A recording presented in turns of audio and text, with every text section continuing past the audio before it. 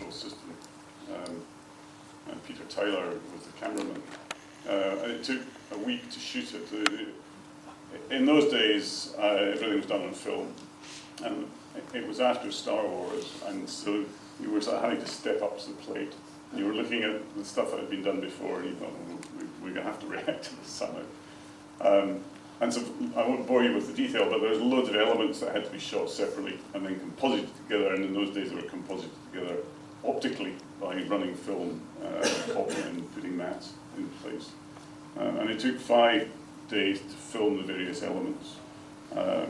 And then Peerless put it all together for us.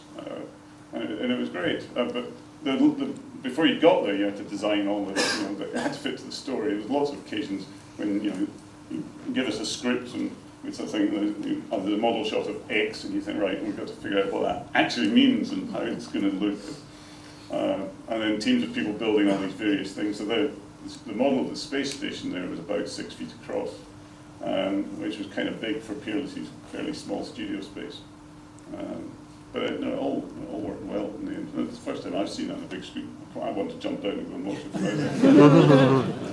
We haven't got too much time. I do want to get a couple of questions in. But one just last thing before we open up, just direct towards Eric and maybe Fraser, because it kind of is connected. Which is one thing that's definitely come out of these events we've done this year, is that there's always been this kind of threat of the axe that seems to have been overdone to at various times, in terms of from series to series, people didn't know whether it could be picked up again or not, and that certainly seems to be true, like William Hart and Patrick Troughton, there's always been uncertainty. And this time round, obviously, during this era, there was sort of famously the show was rested, and then it was kind of, after Sylvester McCoy's time, it was kind of axed eventually, after a very long run, admittedly. But when you've got that kind of pressure of, that people are kind of scrutinising it, I mean, how do you have to respond in a certain way, or do you just try and just not let that kind of phase you? Try not to let it phase you. It's very difficult as well when you're not getting any advice. When we used to go upstairs for producers' playback to the head of the department, it was David Reed, who was my first one. And he was charming and delightful and always helpful, always had something to say. But there was never a put down, never a discouraging word. But then Jonathan Powell took over, and he obviously loathed the programme. And he loathed us, John and I, and anyone else who happened to come up with it, for playback. And that's when it really became disconcerting, because you think, head of department, who has all the power that head of department has, loathes it, wants to see the back of us, but is not actually saying what I would like you to do. Or, even better still, here's some money. Because the famous Michael Gray comment of, I go to the cinema and I see Star Wars and Blade Runner, and these incredibly expensive films, and I come back and I have to watch Doctor Who, wobbly sets. He was Controller One then. He could have solved our wobbly sets by just sending down some more money. Yeah. And it was a rotten thing to say. It was a very unfair thing to say. And to cap it, sorry, I'm ranting here. But, the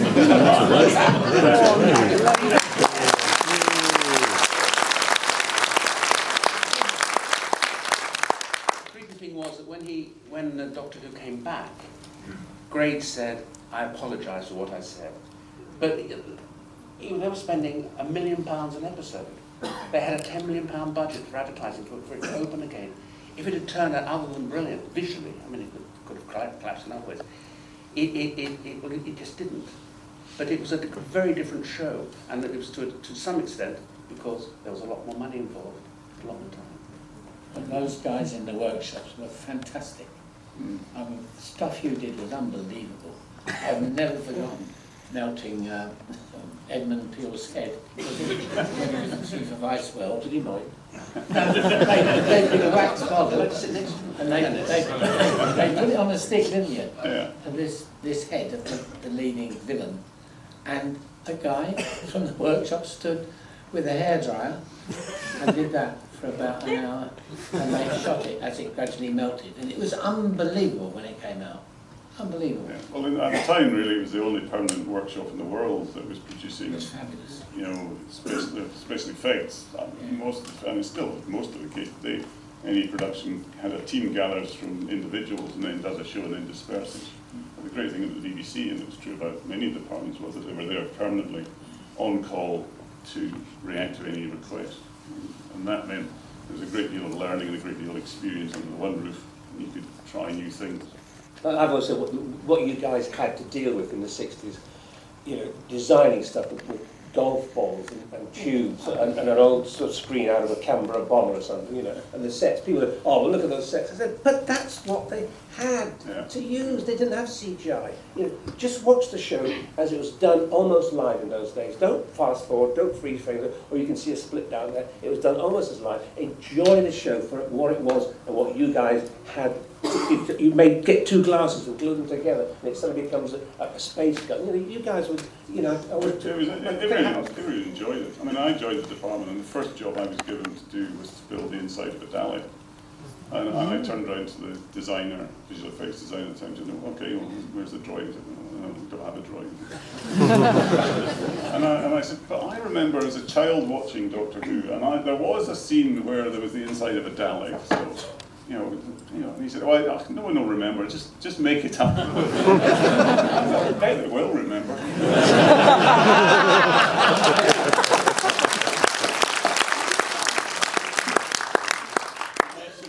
Down there and give you that kind of, you know, our next film actually starts in about 7 minutes, so there's probably an audience out there who are kind of not very happy, but we are just going to do a very, very quick kind of 4 minutes, say, of questions, make it as quick as possible, and I'm just kind of, I know it's unfair and I probably did, but there we go, somebody over there will go with a hand up towards the wall there.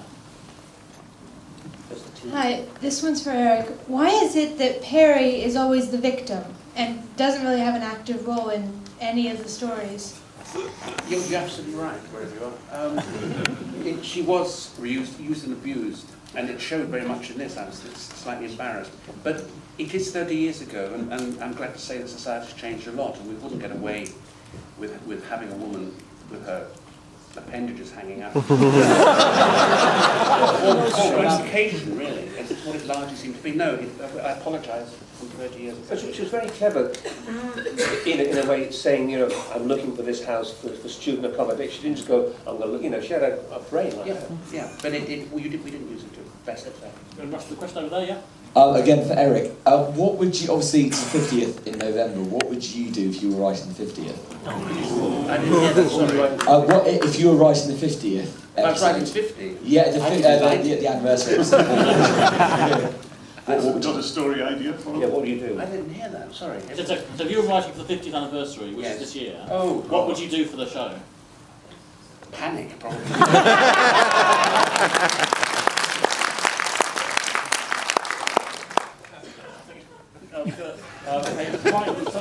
Something there, and then probably the last question will be one more hand over here. All right, who's got the mic? Hello there. This question is probably going to generate a bit of a groan through some members of the audience, but there's been a lot of internet chatter this week about returned episodes to the BBC. Okay, so whether this is true or not, I don't know. I'm just saying what I've read on the internet, like the whole of the evil of the Daleks has been found. Whether it's a whole load of hogwash or not, I don't know. But have you heard anything? No. No is the answer. Not a thing, so next question was over here. Right, yeah, there we go. For all of you, who do you want to be the next Doctor? Frank Skinner is here.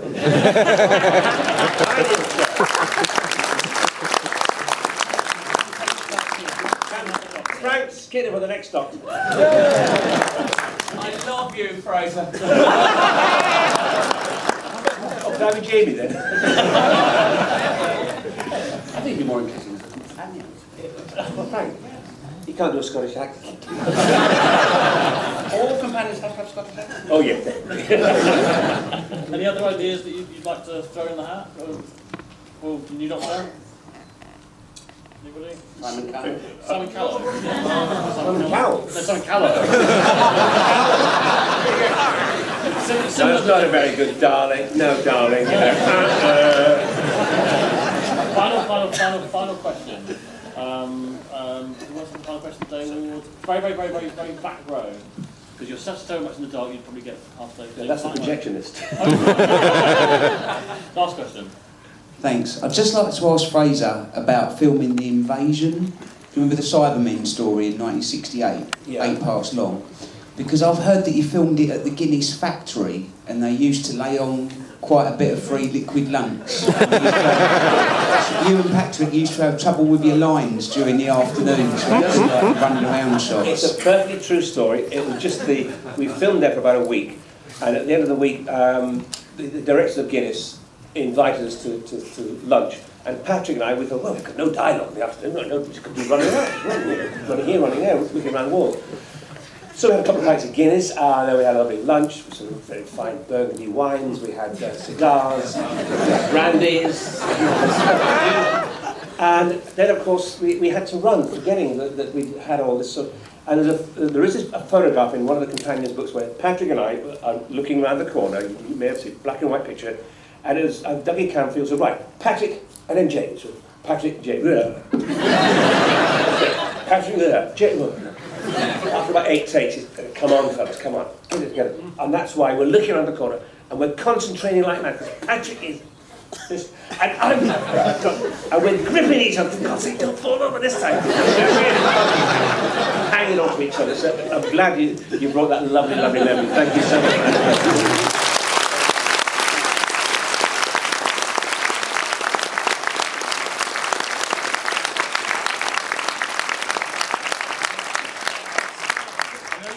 Rushing up to the shop now to buy Fraser's autobiography and to buy the BFI DVD, and I love your Doctor Who t-shirt. But really, I would say a massive thank you. Graham Flynn, who was here before, Mike Keld, Eric Saywood, Tony Selby, and Fraser Hine. Thank you so much.